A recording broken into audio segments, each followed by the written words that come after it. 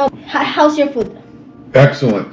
Excellent. You're gonna rate it from 1 to 10. 9. Other one, the 1%. Nobody gets a rating of 10. Hi guys, and welcome back to my kitchen. So for today's video, look at that. We are going to cook tomahawk. I am going to show you how I prepare my tomahawks. This is gonna be our dinner for tonight. Let's open the tomahawk.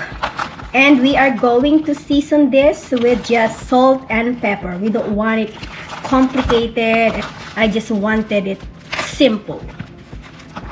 Very look at that big. This is 2.80 pounds, guys. So we're gonna season this with just black pepper, all sides.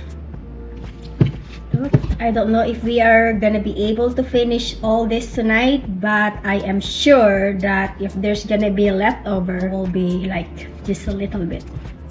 We have to be generous enough to cover each sides with all ingredients. Good. So next is salt. I think we're gonna need a lot of salt for this one. Each side too. I don't eat anything. No, my first meal was like 10 o'clock and it's already 8 o'clock p.m. And I think we also need a garlic salt too. So garlic salt. So garlic salt both sides. And I think I want to put some of this. And I also want to rub it with steak seasoning, guys. Oh. Steak seasoning. The other side. Now it's all covered with all the ingredients that we just wanted. And next is, once everything is done, we are going to let it sit for a couple minutes, maybe 15 minutes, to absorb all the ingredients to make it tasty. I forgot to put olive oil around it because this one will gonna help the meat to make it a little crispy later on the outer side, all over it, and onto the other side, just a little bit to make it a little crispier later, the other side too. Rub it all over the meat. So okay guys, look, I cannot find any bigger pan, so this is the one I am going to use. So heat the pan. Once the pan is heated, I think it's already hot. It's time to put the butter. Butter all over it. Look at that. Alright, butter is melted. It's time to sear the meat.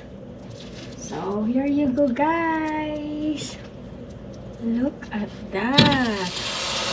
We are going to sear these both sides. And we are going to wait until it's ready to flip. Looking good. Look at that.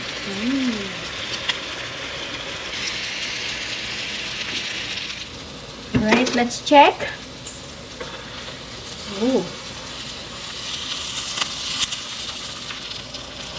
Wow. And I also forgot, guys.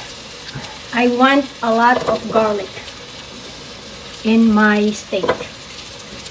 Any kind of steak, I like garlic. Alright guys, let's flip it. Look at this. Let's flip.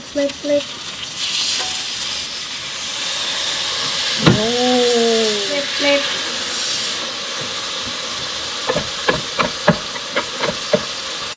So look at that. Crusty, crispy outer part. You see that? Let's rotate it.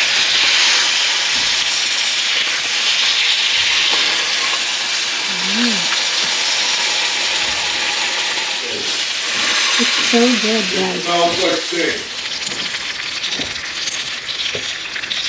Look.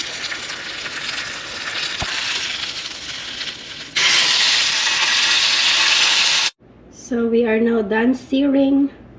It's time to put it in the oven, guys. So oven is preheated into 350. It's time to put it in the oven for like 1 hour, guys. or 1 hour for this to cook.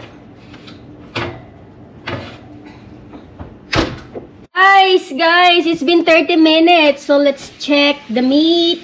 Look at that, guys. Wow, it looks good. So we are going to flip it.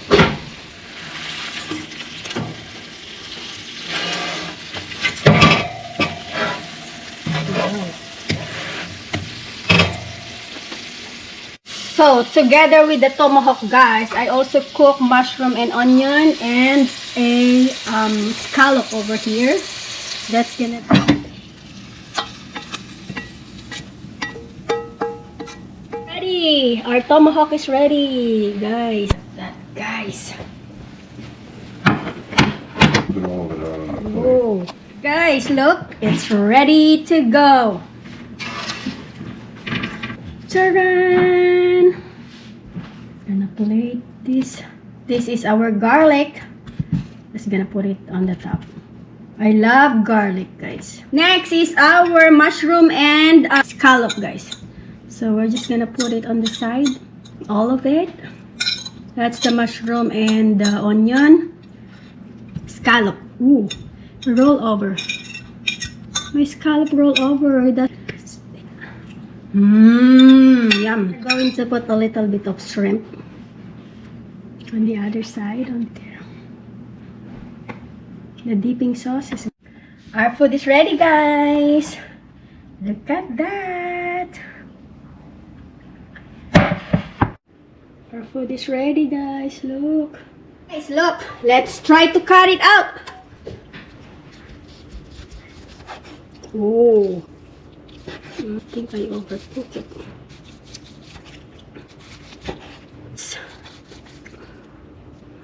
Oh wow, that's so good.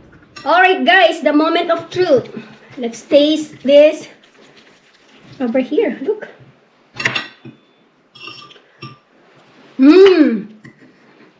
Yummy. And I have here my drink. Oh wow. And how's your food? You like it? Oh, yeah. You want some more mushroom? Let's Might want me to give it a little bit more meat or... more Yeah, meat. yeah, throw some in there so I don't have to reheat this again. That looks great right there. You have to cut it very thin. Yeah, you do. It looks great. And I have here the scallop. I have here mushroom and onion. Scallop, dip it in Honey, the... this juice, you don't want to lose this. Put it in your plate. Shrimp.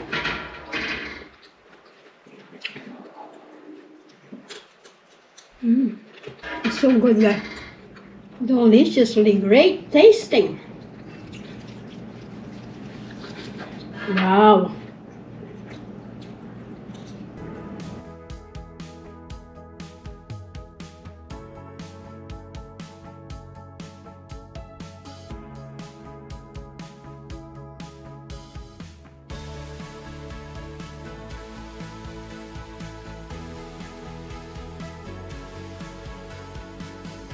Guys, we are done eating and we didn't finish it. Little bit of leftover over here. Look. Oh, bye guys, and thank you so much for watching. Please subscribe. How's your food? Excellent. Excellent. We're gonna rate it from 1 to 10. 9. The other one, the 1%. Nobody gets a rating of 10. You're talking about a 10. Just go ahead and accept a 9. That's a real high rating. That's not good.